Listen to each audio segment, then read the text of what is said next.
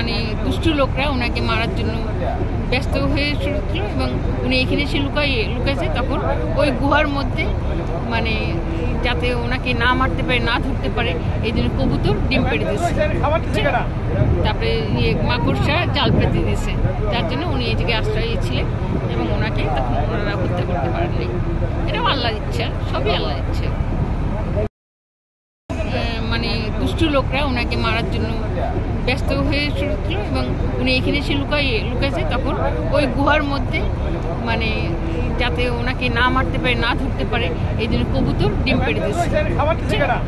তারপরে মাকড়সা জাল পেতে দিয়েছে, যার জন্য উনি এই জায়গায় আশ্রয় ছিলেন এবং ওনাকে তখন ওনারা হত্যা করতে পারেননি। এটাও আল্লাহর ইচ্ছা, সবই আল্লাহর ইচ্ছা।